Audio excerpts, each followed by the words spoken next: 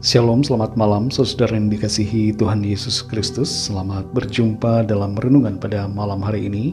Saya ucapkan salam sejahtera buat saudara semua dimanapun saudara berada. Damai dan sukacita oleh Roh Kudus melimpah senantiasa dalam hati dan kehidupan saudara semua. Sebelum kita mendengarkan renungan firman Tuhan, mari kita berdoa. Bapa, dalam nama Tuhan Yesus Kristus, Tuhan yang baik yang selalu mengasihi kami, Allah yang layak dipuji disembah, kami bersyukur untuk berkat kemurahan-Mu. Tuhan sudah menolong dan menyertai kami di sepanjang hari ini. Dan saat ini kembali kami rindu mendengarkan sabda firman-Mu.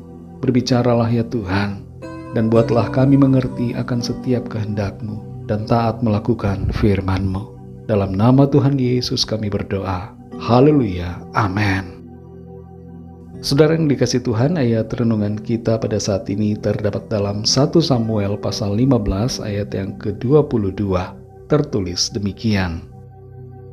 Tetapi jawab Samuel, apakah Tuhan itu berkenan kepada korban bakaran dan korban sembelihan sama seperti kepada mendengarkan suara Tuhan? Sesungguhnya mendengarkan lebih baik daripada korban sembelihan, memperhatikan lebih baik daripada lemak domba-domba jantan.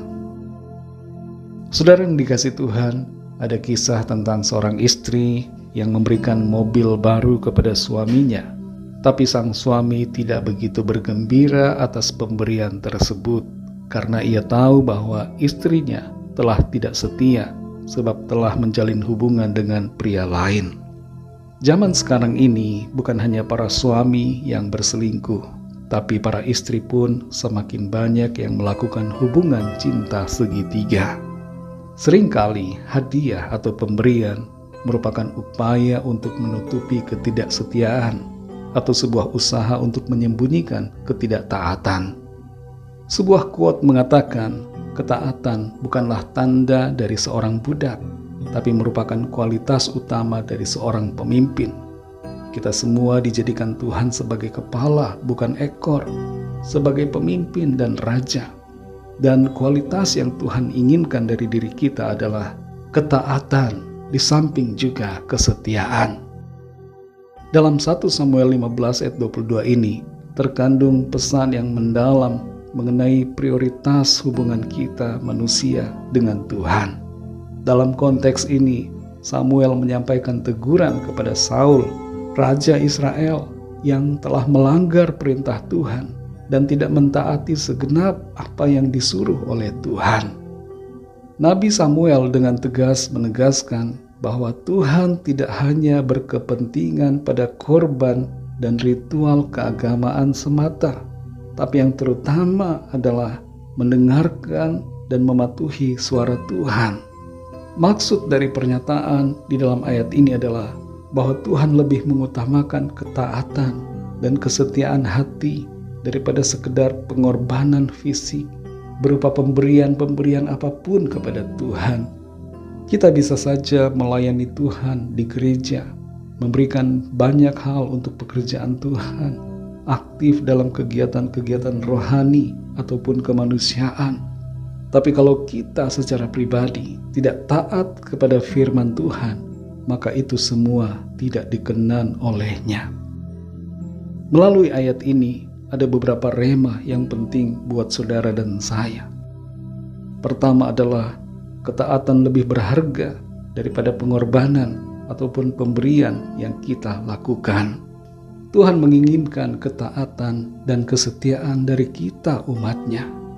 Mengekang diri dan mengikuti kehendaknya adalah hal yang lebih diutamakan daripada sekedar memberikan persembahan fisik, pemberian-pemberian ataupun pelayanan-pelayanan lahiriah lainnya.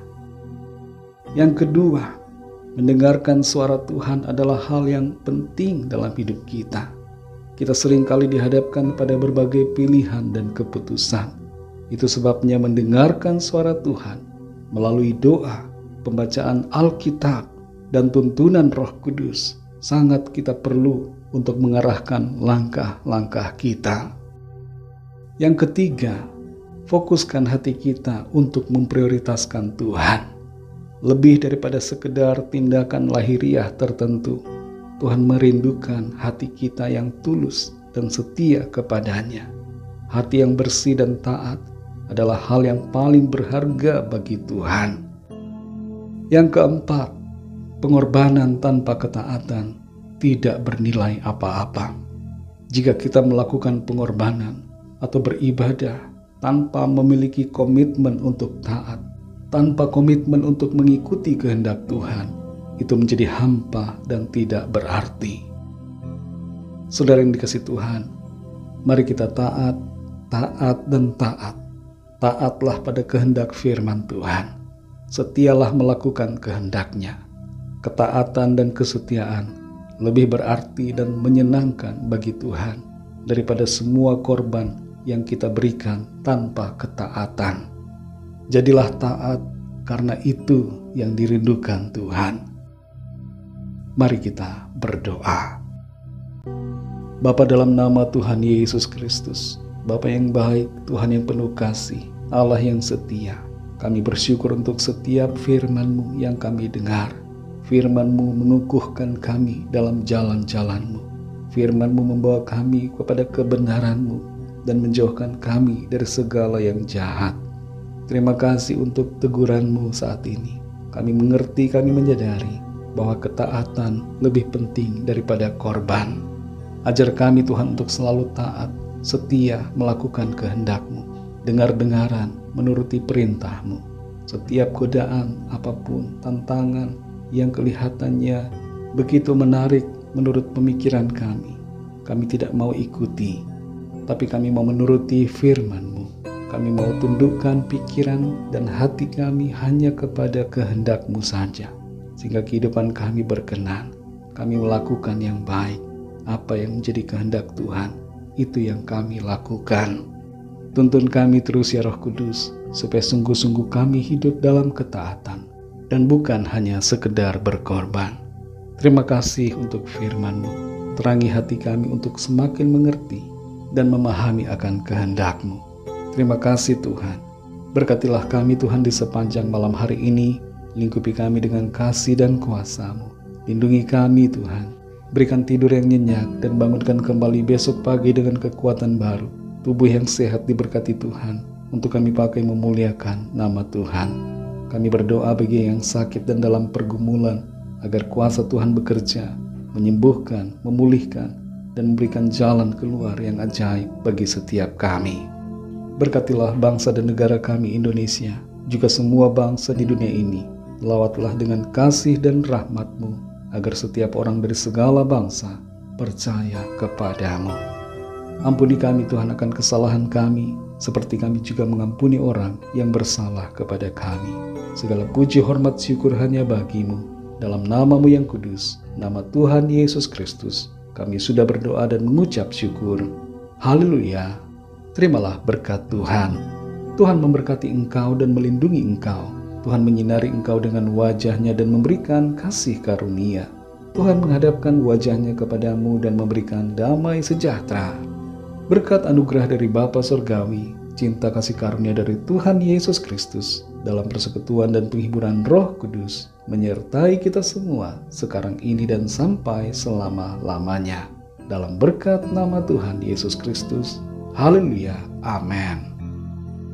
Puji Tuhan, saudara yang dikasihi Tuhan, saya percaya firman Tuhan menjadi berkat dan kekuatan buat saudara semua, dan Roh Kudus akan menolong saudara untuk lebih lagi memahami kebenaran firman Tuhan. Tuhan Yesus memberkati saudara semua. Selamat malam dan sampai jumpa dalam renungan yang berikutnya. Haleluya.